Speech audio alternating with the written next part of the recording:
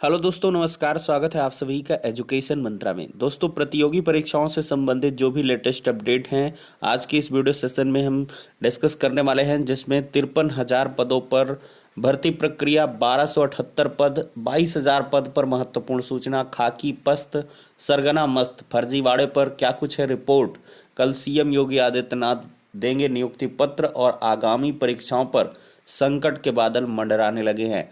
तो सारी अपडेट्स को एक साथ डिस्कस करें। इसके पहले जो यूपी टीटी की प्रिपरेशन कर रहे हैं उन अभ्यर्थियों के लिए एक छोटी सी इन्फॉर्मेशन। अगर आप यूपी टेट की प्रिपरेशन कर रहे हैं तो चच्चू पब्लिकेशन लाए हैं स्टडी गाइड। एक बेहतरीन कंटेंट से युक्त इस गाइड में आपको मिलेंगे 3,000 से अधिक महत्वपूर्ण प्रश्न। यूपी टेट पाठ्यक्रमानुसार आपको संपूर्ण थ्योरी मिलेगी, 2 सॉल्व्ड पेपर मिलेंगे और इनका पूरा विश्लेषण यहां पर देखने के लिए मिलेगा। और यहां पर देखा जाए तो बाल विकास शिक्षा शास्त्र का विश्लेषण चार्ट, किस टॉपिक से कितने क्वेश्चन प्रीवियस ईयर में बने, इसी प्रकार का हिंदी, इंग्लिश और गणित, पर्यावरण अध्ययन का भी। और यहाँ पर जो थियरी है हर एक सब्जेक्ट की दी गई है। सॉल्व्ड पेपर के बाद से आप यहाँ पर देख सकते हैं थियरी यहाँ पर प्रोवाइड की गई है। ये जैसे बाल विकास की पूरी थियरी हो गई। फिर इसमें क्या है, स्टडी कंटेंट में जो बहुत सारे इंपॉर्टेंट फैक्ट हैं प्रीवियस ईयर के क्वेश्चन पेपर के आधार पर या आगामी परीक्षाओं में जो बन सकते हैं, उनके बहुत सारे अच्छे अच्छे फैक्ट्स यहाँ पर दिए गए हैं। और इसके बाद से आपको बहुत सारे क्वेश्चन और इनके व्याख्यात्मक हल भी दिए गए हैं। इतना ही नहीं, अगर सब्जेक्ट वाइज आप बुक परचेज करना चाहते हैं तो चच्चू पब्लिकेशन लाए हैं यूपी टेट की इंग्लिश, सीडीपी, गणित, हिंदी, पर्यावरण अध्ययन, संस्कृत इत्यादि की सेपरेट बुक और साथ ही साथ यूपी टेट प्राथमिक स्तर की प्रैक्टिस सेट। तो ये बुक्स आपको ऑनलाइन और ऑफलाइन हर एक जगह अवेलेबल है। आप अपने नज़दीकी बुक स्टॉल पर चेक कर सकते हैं, वहाँ से अच्छे से इसकी एनालिसिस कर सकते हैं। अगर बुक अच्छी लगे तो परचेज भी कर सकते हैं। ज़्यादा जानकारी के लिए लिंक डिस्क्रिप्शन बॉक्स में प्रोवाइड है, वहाँ से डिटेल्ड इन्फॉर्मेशन कलेक्ट कर सकते हैं। देख सकते हैं दोस्तों, आंगनबाड़ी की भर्ती प्रक्रिया 15 सितंबर तक पूरी करने के यहाँ पर निर्देश दिए जा चुके हैं। बाल विकास एवं पुष्टाहार विभाग में 53,000 पदों पर चल रही आंगनबाड़ी कार्यकर्ताओं और सहायिकाओं की भर्ती में हो रही देरी पर शासन ने सख्ती दिखाई है। जिन जिलों में भर्ती विज्ञापन जारी हो चुके हैं उनमें 31 अगस्त तक भर्ती प्रक्रिया पूरी, और जिन जिलों में विज्ञापन जारी नहीं हुए हैं वहां 15 सितंबर तक भर्ती प्रक्रिया पूरी करने के निर्देश दिए गए हैं। इस संबंध में प्रमुख सचिव बाल विकास और पुष्टाहार विभाग वी हेकाली झिमोमी ने मंगलवार को सभी डीएम को निर्देश दिए हैं। अब तक मात्र 42 जिलों में ही भर्ती के लिए विज्ञापन जारी हो पाए हैं। शेष 33 जिलों में विज्ञापन तक जारी नहीं हुए हैं, और जिन जिलों में विज्ञापन जारी नहीं हुए हैं वहां पर अलीगढ़, अमरोहा, औरैया, बहराइच, बरेली, बस्ती, भदोही, बलरामपुर, देवरिया, इटावा, फर्रुखाबाद, फतेहपुर, गौतम बुद्ध नगर, गोरखपुर, हरदोई, जालौन, कानपुर देहात, कासगंज, कौशाम्बी, लखीमपुर खीरी और महाराजगंज, मैनपुरी, मथुरा, मेरठ, मुजफ्फरनगर, पीलीभीत, संत कबीर नगर, शाहजहांपुर, श्रावस्ती, सिद्धार्थनगर, उन्नाव व बुलंदशहर जिले शामिल हैं।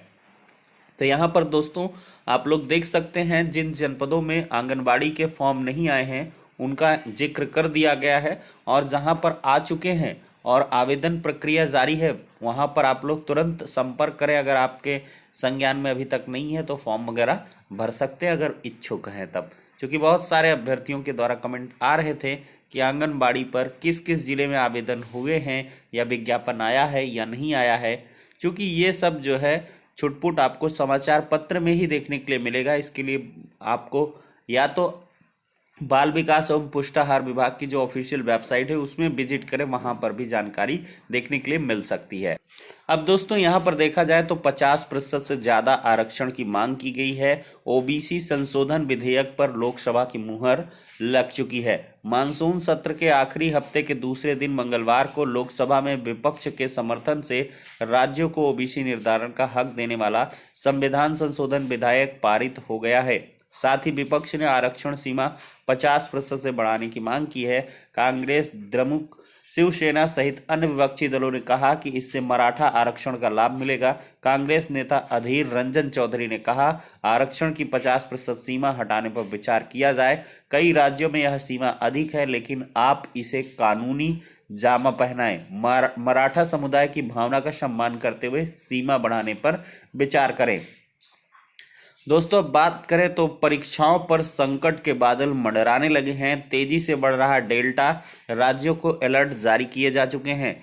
ज्यादातर राज्यों में डेल्टा प्लस के 4 वेरिएंट तीसरी लहर की ओर। केरल कुछ जिलों में संक्रमण दर 20% से भी ज्यादा हो चुकी है। 11 राज्यों के 44 जिलों में संक्रमण दर 10% से अधिक तक पहुंच चुकी है और दुनिया डेल्टा की रफ्तार अन्य स्वरूपों से दोगुनी है। तो यहाँ पर संभावना जताई जा सकती है कि सितंबर महीने में आपका डेल्टा प्लस का जो वायरस है वो पूरे भारत में फैल सकता है और उत्तर प्रदेश भी इस चपेटे में आ सकता है।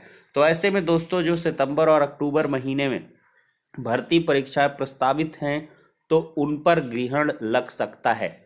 तो देखते हैं दोस्तों क्या कुछ होता है, इसमें कंट्रोल पाया जाता है या ये इसी तरह से बढ़ते हुए दूसरी लहर जैसे पांव पसार लेता है।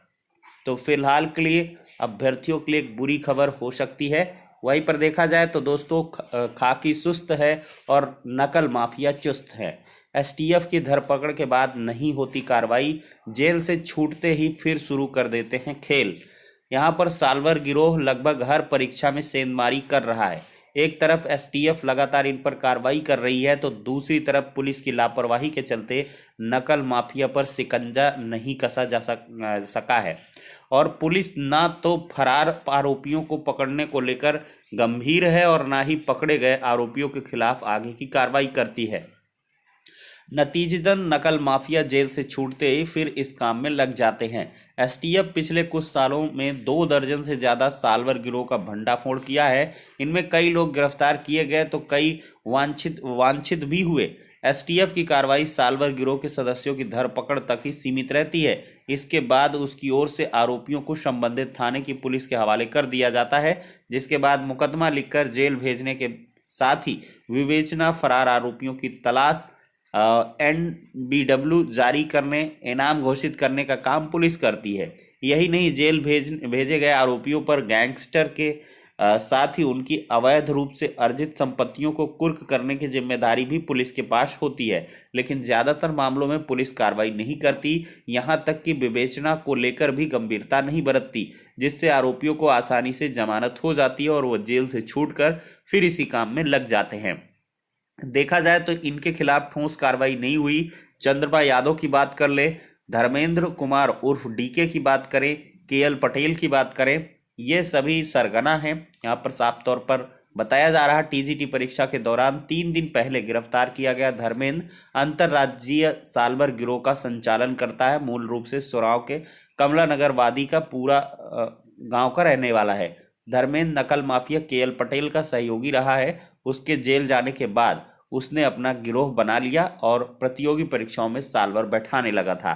केएल पटेल की बात करें तो झांसी में मेडिकल अफसर के तौर पर तैनात रह चुका केएल पटेल 69,000 शिक्षक भर्ती प्रक्रिया में हुई धांधली करने वाले गिरोह का मास्टरमाइंड है। पिछले साल सोराव पुलिस ने उसे गिरफ्तार कर जेल भेजा था। इस गिरोह ने न सिर्फ 69,000 शिक्षक भर्ती बल्कि कई अन्य प्रतियोगी परीक्षाओं पर भी सेंधमारी कर करोड़ों रुपए कमाए हैं। चंद्रमा यादव की बात करें तो खुद को भाजपा नेता बताने वाला धूमनगंज निवासी नकल माफिया चंद्रमा यादव पिछले 69,000 शिक्षक भर्ती धांधले मामले में गिरफ्तार कर जेल भेजा गया और वह धूमनगंज में पंचमलाल स्मारक इंटर कॉलेज का संचालन करता था, जिसे वह अपनी पहुंच के चलते हर प्रतियोगी परीक्षा के लिए केंद्र भी बनवाता था। उसके खिलाफ अब तक गैंगस्टर की कार्रवाई तक नहीं हुई है। तो देख सकते हैं दोस्तों किस प्रकार से खाकी यहाँ पर सुस्त है और नकल माफिया चुस्त हैं।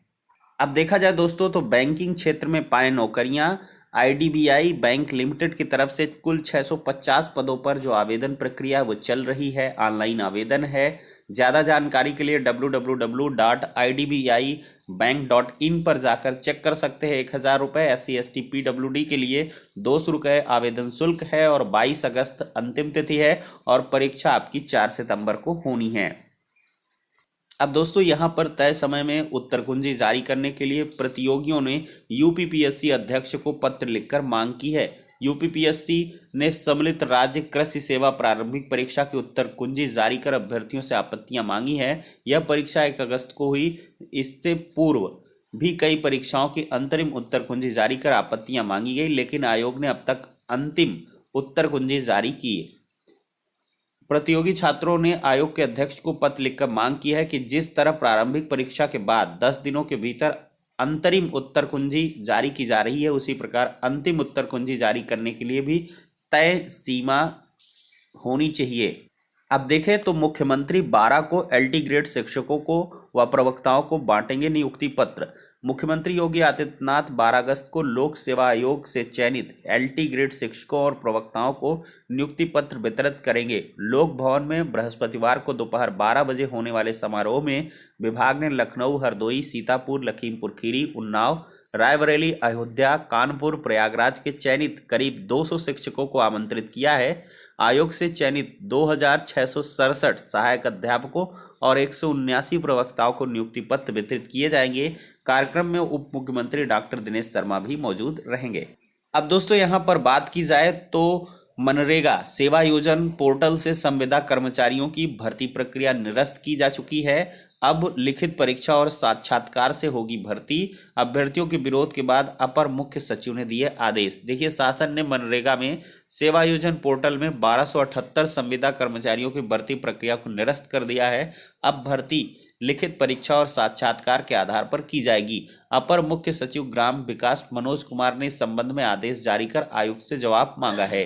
तो यहाँ पर दोस्तों देख सकते हैं, एक प्रकार से भर्ती प्रक्रिया को निरस्त किया जा चुका है। अब जो आवेदन होंगे उनके आधार पर लिखित परीक्षा और साक्षात्कार होगा, तब जाकर चयन होगा। अब दोस्तों बात कर लेते हैं शिक्षक भर्ती के अभ्यर्थियों ने किया प्रदर्शन। 22,000 सीटों से जुड़ी हुई महत्वपूर्ण सूचना। बेसिक शिक्षा में 69,000 शिक्षक भर्ती में 22,000 पद जोड़ने की मांग को लेकर अभ्यर्थियों ने मंगलवार को फिर निदेशालय पर प्रदर्शन किया। यहां कोई सुनवाई न होने से नाराज अभ्यर्थियों ने विधानसभा के लिए कूच कर दिया। पुलिस ने इन्हें शक्ति भवन के पास रोका तो महिला अभ्यर्थियों ने सड़क पर लेटकर प्रदर्शन करना शुरू कर दिया। काफी देर तक चले हंगामे के बाद पुलिस ने अभ्यर्थियों को इको गार्डन से ले जाकर छोड़ दिया। 2 माह से प्रदर्शन कर रहे अभ्यर्थियों ने कई बार बेसिक शिक्षा मंत्री का आवास का घेराव कर चुके हैं। अभ्यर्थियों का आरोप है कि बेसिक शिक्षा विभाग की अनदेखी से भर्तियां नहीं हो पा रही हैं। देख सकते हैं किस प्रकार से महिला अभ्यर्थी यहां पर सड़क पर लेट गई थी। काफी देर तक यहां पर प्रदर्शन चलता रहा था 22,000 सीट जोड़ने के लिए, लेकिन आखिरकार इन अभ्यर्थियों को फिर से पकड़कर इको गार्डन ले जाकर छोड़ दिया गया। अभ्यर्थियों का बता दें धरना प्रदर्शन 22,000 सीटों पर लगातार जारी है और शासन स्तर पर इसकी हलचल भी है और कुछ यहाँ पर इस पर जो है चर्चा भी हुई है पिछली मीटिंग्स में। तो अब देखते हैं फाइनली यहाँ पर क्या कुछ क्लोजर रिपोर्ट आती है या डिसीजन लिया जाता है, वो तो आगे आने वाला है, समय ही तय करेगा। तो फिलहाल के लिए दोस्तों सारी अपडेट्स हो जाती हैं। नेक्स्ट वीडियो में मिलते हैं।